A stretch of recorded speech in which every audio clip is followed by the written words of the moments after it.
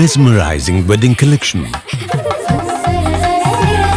Tejaswini by Chungat Jewelry. Edassery jewellery Kalady. ഏറ്റവും കുറഞ്ഞ പണിക്കൂലിയിൽ ലൈറ്റ് വെയ്റ്റ് 916 സ്വർണ്ണാഭരണങ്ങൾ ലഭിക്കുന്ന കാലടിയിലെ ജനപ്രിയ ജ്വല്ലറി ഇടശ്ശേരി ജ്വല്ലറി കാലടി.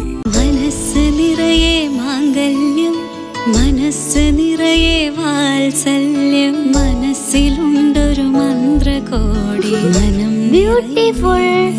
വിവാഹം കാലങ്ങളായി ഞാൻ കണ്ട സ്വപ്നം. ശരിക്കും ഞാനൊരു രാജകുമാരിയെ പോലെ അന്ന് എന്നെ നോക്കി എല്ലാരും പറയും Beautiful. മനസ്സിലുള്ളത് മെട്രോയിലുണ്ട്. ഇപ്പോൾ 50,000 സ്ക്വയർ ഫീറ്റിൽ മെട്രോ വെഡിംഗ് പ്ലാസ അങ്കമാലി. വനിതാ സംരംഭക നടത്തുന്ന ചായക്കടയിലെ ജീവനക്കാരനെ തല്ലിച്ചതച്ച് പലഹാര വിതരണക്കാരൻ. അങ്കമാലി റെയിൽവേ സ്റ്റേഷന് സമീപം മദ്രാസ് കോഫി ഹൗസിലെ ജീവനക്കാരനായ ഷാലുവിനാണ് ക്രൂരമർദ്ദനമേറ്റത്.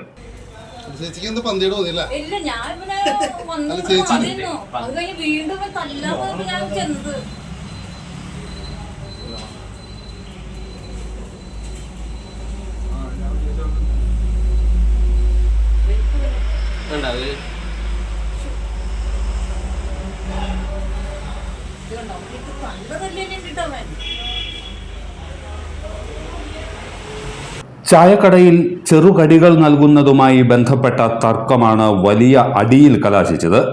ജോളി ടോമി എന്ന വീട്ടമ്മയാണ് മദ്രാസ് കോഫി ഹൗസ് എന്ന ചായക്കട നടത്തുന്നത്. കടയിൽ ജോലി ചെയ്യുന്ന അയ്യമ്പുഴ സ്വദേശി ഷാലുവിനെയാണ് ബിജു എന്നയാൾ മർദ്ദിച്ച് അവശനാക്കിയത്. ചായക്കടയിൽ ചെറുകടികൾ കൊണ്ടുവന്നു നൽകുന്നയാളാണ് ബിജു. എൻ്റെ പേര് ജോളി ടോമി.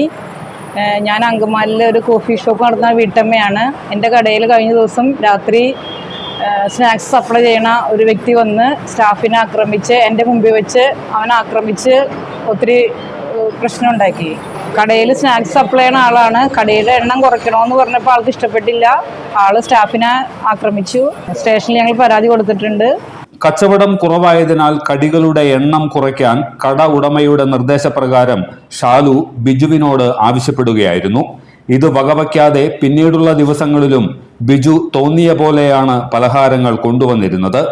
നിലപാട് കർശനമാക്കിയപ്പോൾ പ്രകോപിതനായ ബിജു കഴിഞ്ഞ ദിവസം രാത്രിയിൽ കടയിലെത്തി ജീവനക്കാരൻ ഷാലുവിനെ മുഖത്തടിച്ച് അവശനാക്കുകയായിരുന്നു. മർദ്ദനത്തിൽ കഴുത്തിലും മുഖത്തും ചതവ് പറ്റിയ ഷാലുവിന് ഭക്ഷണം കഴിക്കാൻ പോലും കഴിയാത്ത അവസ്ഥയാണുള്ളത്.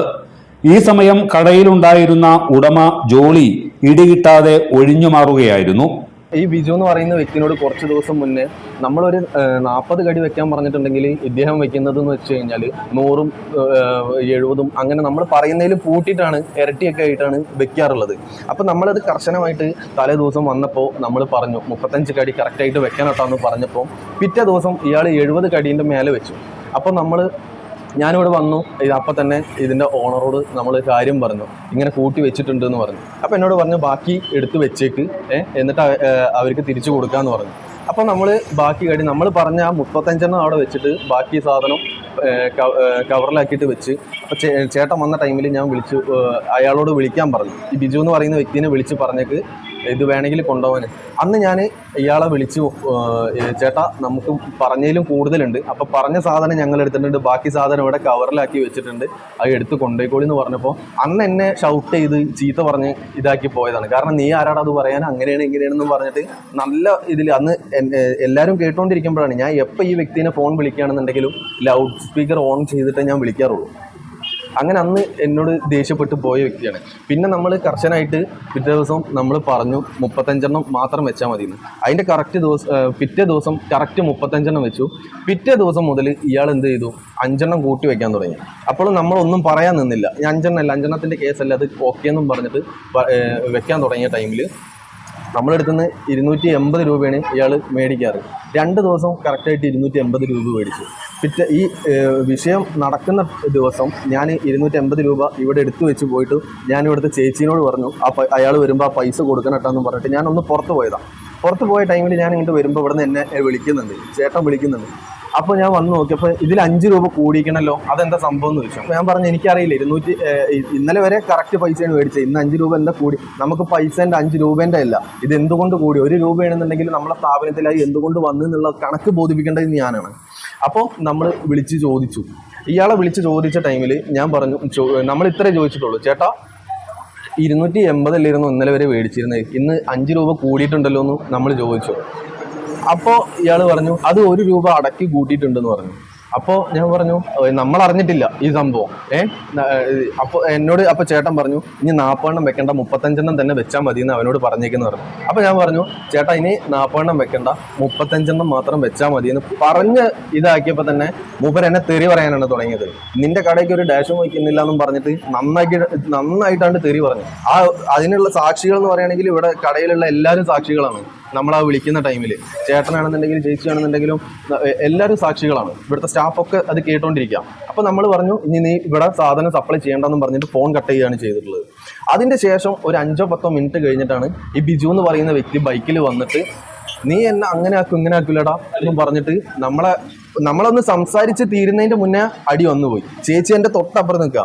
ഒരു ജസ്റ്റ് ആ ചേച്ചീൻ്റെ ഒന്ന് അങ്ങോട്ടും മാറിയിട്ടുണ്ടെങ്കിൽ ചേച്ചീൻ്റെ മേലും തട്ടുവരുന്നു. അത്രയും ഇതായിട്ടാണ് മൂപ്പർ ഇവിടെ കിടന്ന് അക്രമം കാട്ടിയിട്ടുള്ളത്. ഈ ഒരു സ്ഥാപനത്തിൽ ഒരു ഇത് വെക്കേണ്ടെന്നുണ്ടെങ്കിൽ അത് വെക്കേണ്ടെന്നേ ഉള്ളൂ. അതിനൊരാളെ വന്ന് മർദ്ദിക്കുക എന്ന് പറഞ്ഞിട്ടുണ്ടെങ്കിൽ അത് തികച്ചും നമുക്ക് അംഗീകരിക്കാൻ പറ്റാത്തൊരു കേസാണ്. മർദ്ദനം സംബന്ധിച്ച് കട ഉടമയും ജീവനക്കാരനും അങ്കമാലി പോലീസിൽ പരാതി നൽകി.